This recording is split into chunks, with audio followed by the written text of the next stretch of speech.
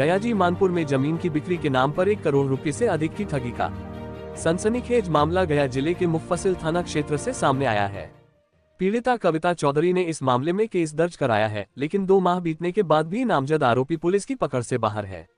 पीड़ित परिवार का आरोप है कि पुलिस कार्रवाई के नाम पर सिर्फ टालमटोल कर रही है।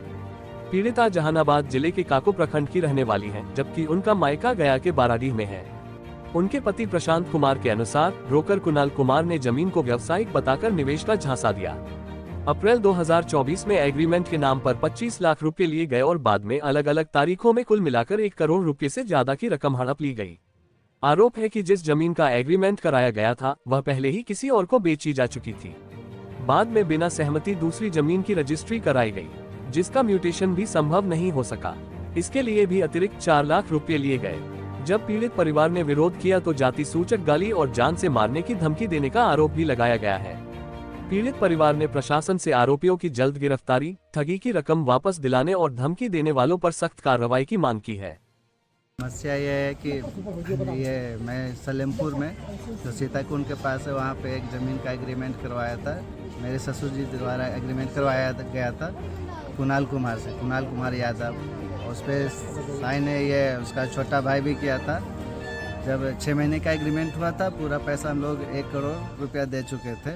1700 स्क्वायर फीट यानी 1.25 कट्ठा का ज़मीन था। उसका एग्रीमेंट हुआ, बट वो पैसा लेने के बाद वो ज़मीन लिखा नहीं और बाजू वाला ज़मीन लिख दिया, क्योंकि वो जो एग्रीमेंट किया हुआ था वो किसी और को लिख चुका था। तो बाजू वाला ज़मीन लिख दिया, तो हम लोग बोले कि बाजू में ज़मीन है, हम लोग लिखवा लिए। जब लिखवा लिए, जब मोटेशन करने गए तो पता चला पहले से वो ज़मीन लिखा हुआ है, किसी और का है। दुर्गेश नाम का व्यक्ति है जो उस पर ये अपना दावा पेश कर रहा है, उसने ऑब्जेक्शन लगा दिया।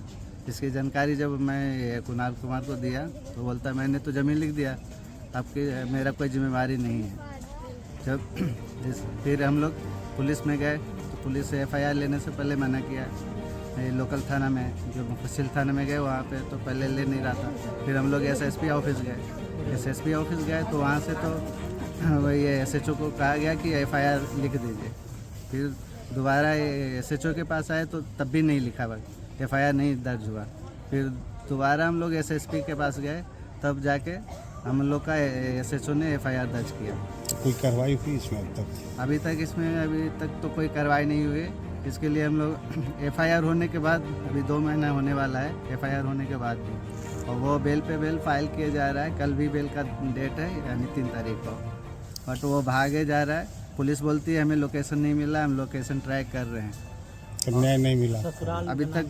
हाँ, वो पुलिस हम ही लोग से बोलती है कि आप लोकेशन पता कीजिए, हम उसको। कितने दिनों से मामला चल रहा है? ये मामला अक्टूबर से ही चल रहा है। तो पुलिस प्रशासनिक अधिकारियों से क्या मांग करें, क्या चाहते हैं? पुलिस से हमारा यही है कि उसे अरेस्ट कर हमें न्याय दिलाए, या हमें पैसा चाहिए या तो ज़मीन दे या तो पैसा दिलाए। अधिकारियों से तो हमें यही निवेदन है।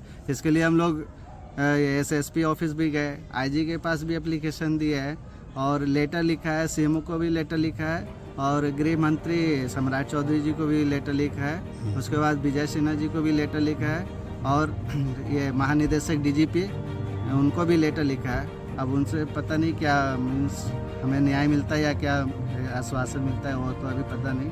वो लेटर हम भेज चुके हैं। मैं 2 महीने से SSP, सिटी SP, ग्रामीण SP को भी वहाँ भी 2-3 बार चक्कर काट चुका हूँ, बट वहाँ से एक ही आता है कि SHO साहब से बोल दिया गया है वो अरेस्ट करेंगे या जो भी करना होगा वो करेंगे। बट SHO से हमें यही बस मिलता है कि ये